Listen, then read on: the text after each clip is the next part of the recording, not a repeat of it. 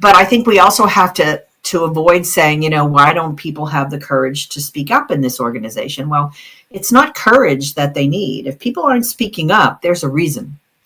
And if they're uncomfortable in any way, then I think we can take on that role of creating that comfortable space by relationships, by influencing people. But if people aren't comfortable speaking up, it's not their fault.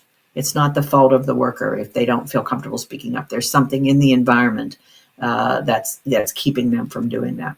So I think it's part of our responsibility. These are the exact conversations that Andreza and I wanted to have when we first started talking about having a podcast, Pam, because health and safety in particular is so complex, and there's a large focus on technical skills and technical competence. Mm-hmm. But actually, we've covered so many topics here today already, and it's so broad and intertwined, if you like, and especially when you start talking about psychological safety on one hand. And then the other part that I see a lot more conversations about most recently, and I'd love your opinion on this, is psychosocial health and safety. So different to psychological safety, but psychosocial health and safety. We're seeing some countries legislating this under their health and safety legislation, which certainly is getting the attention of many companies and a little bit of concern as well, I guess. But do you have thoughts on that topic about psychosocial health and safety?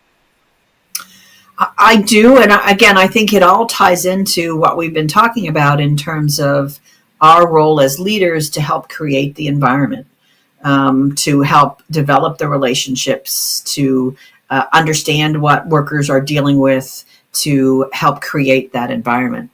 But it's interesting, as you say, obviously our neighbors to the north, as well as some folks in Europe, have created laws. I mean, they've been doing it for years. And I think even Australia and New Zealand probably have something.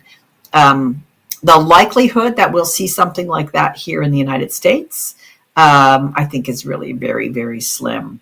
And so it is frustrating because it is often that regulatory framework that drives implementation. There are still far too many organizations that will respond to a regulation, something they have to do by law, and are less inclined to do things that they're not required to do. So it does put us in a more difficult position to try to advocate for that. There's a very good ISO standard out there on psychosocial risk and how to implement it in the context of a management system. It's a very good framework, and you don't even have to have a formal 45,001 management system. You can just take that standard as a standalone document and implement that.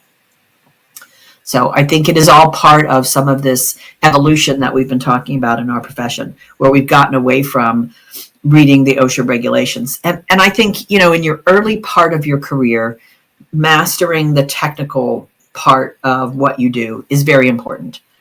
But it isn't hard. And by that, I mean, there are resources where you can go and figure it out. I know the dimensions of guardrails up here. It's up here. It's never going away. In the first couple of years of my career, I had to go look it up. And that's fine until you learn that stuff. But then you're ready for the next part. And that's a lot of what we've been talking about here: leadership and psychosocial safety and psychological safety and total worker health.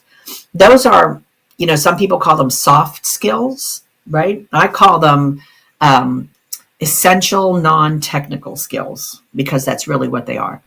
In terms of you and your career, they really are essential to your career.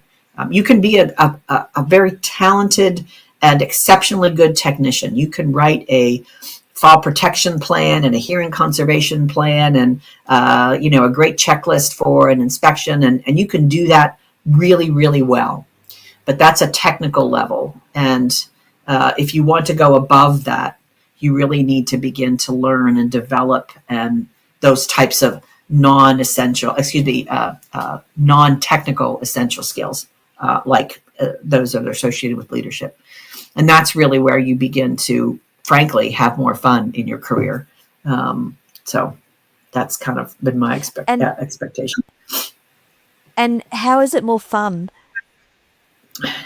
Well, I mean, it's more fun in that it's more challenging. It Yeah. makes you reach beyond yourself and really, be more deliberate and intentional about how you're managing things.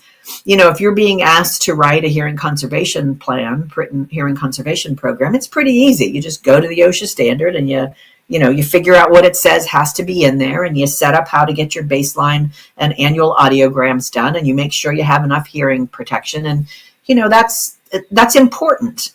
But it's much more challenging to develop leadership skills and create environments where people feel comfortable and learn how to establish relationships with workers and with leaders to influence in your organization. It's more challenging and it's more fun. And I think it's more rewarding, frankly. And I think most people would find it to be more rewarding. I think, after a few years in a career of very technical work, you're like looking for something more. Okay, I know how to do this. Now what? What's the next thing?